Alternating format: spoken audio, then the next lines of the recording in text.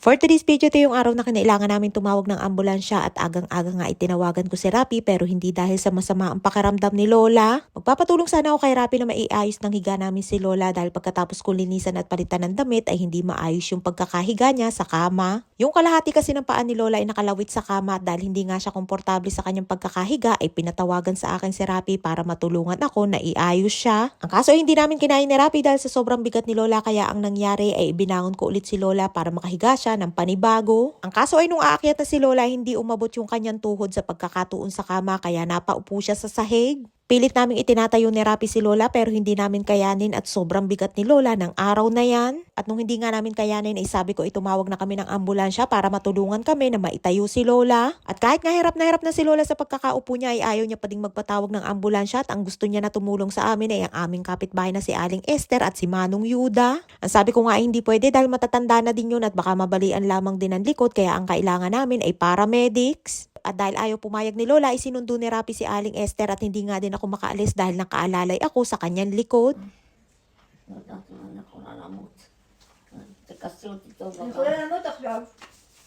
At ayun nga't habang inaasikaso ko si Lola ay sabi niya ay hindi niya daw alam kung kaya na daw niyang mamatay at eto naman si Nili ay sumagot at ang sabi niya ay siya daw ay kaya na daw niyang mamatay ngayon. Hindi na naman bago sa akin yung mga ganang salita nila na para bang ekspresyon na lamang nila yan pero hindi ko naman akalain na yan na pala ang huling araw ni Lola. Dumating nga ulit si Aling Esther para kamustahin si Lola at nung unang punta niya nga ay nakaupo pa si Lola sa sahig at hindi pa naiilipat sa kama. Umalis din agad nga si Aling Esther nung pinatawag siya ni Lola dahil may pupuntahan siya at habang paalis nga siya ay nanginginig yung luha niya habang nagpapaalam kay Lola. At pagbalik nga ni Aling Esther galing dun sa kanyang pinuntahan ay dito na siya dumiretso sa bahay para kamustahin si Lola. At ayan na nga din yung huling pagkakataon na nagkita si Aling Esther at si Lola. Buti na nga lamang at hindi nagkasumpong si Nili dahil kapag bumabalik ang kanyang sakit ay galit na galit siya kay Aling Esther kahit wala namang ginagawa sa kanya. Bigla nga may dumating at akala ko nga ay doktor na titingin kay Lola kaya pinapunta ko sa kwarto ni Lola. Ayun pala ay magpapalit ng emergency box. Bigla nga nasira yung pantawag namin kapag may emergency at nakisabay pa talaga kung kailan na kailangan at may sakit si Lola. Akala ko nga hindi na namin yun kakailanganin dahil naging maayos na ang pakaramdam ni Lola nung umaga at nagpabango na nga sa akin sa kama, nalilisan at napalitan ko ng damit. Sinilos. Hi, Kuting! Let it!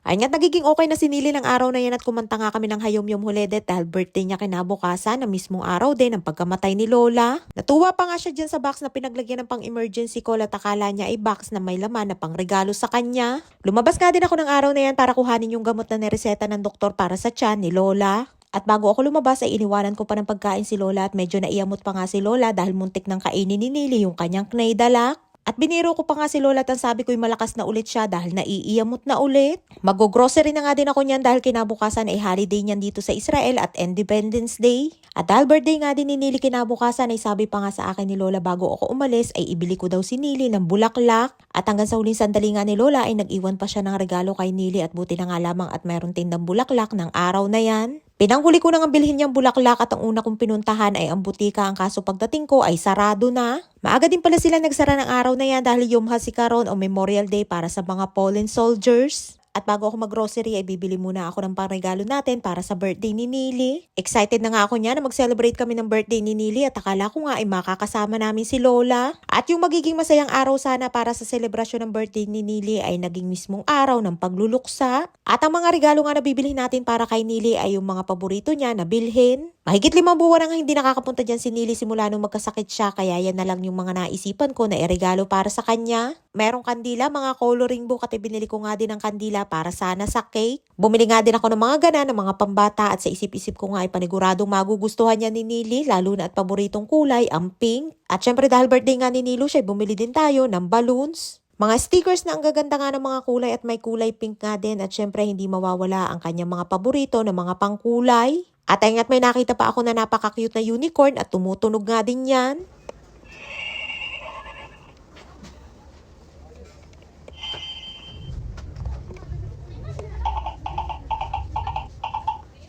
Halos mga pambata nga lahat ang ating mga regalo para kay Nili, kaya naman isama na din natin yan. Bibili nga din sana ako ng tasa na inuman ng kape at tubig ni Lola, ang kaso wala namang maliit kaya hindi na ako bumili. At pati nga mga garapon na paboritong bilhin ni Nili ay walang masyadong stock, kaya ayan na lamang ang aking kinuha.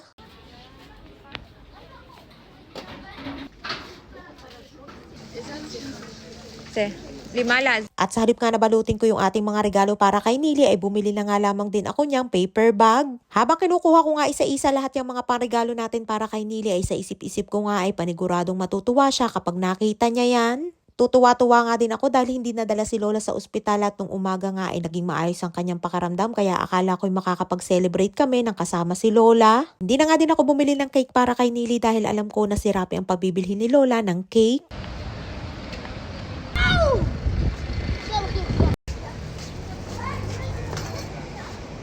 At bago ako umuwi, dumaan muna ako dyan sa bilihan ng bulaklak para bilhin niyang regalo ni Lola para kay Nili. Hanggang sa huling sandali nga ni Lola ay puro si Nili ang kanyang inaalala at buti na nga lamang at napagbigyan natin ng kanyang hiling para sa birthday ni Nili. Mahal na mahal ni Lola si Nili at nabubuhay lamang siya para kay Nili dahil ayaw niya ito na maiwanan na mag-isa.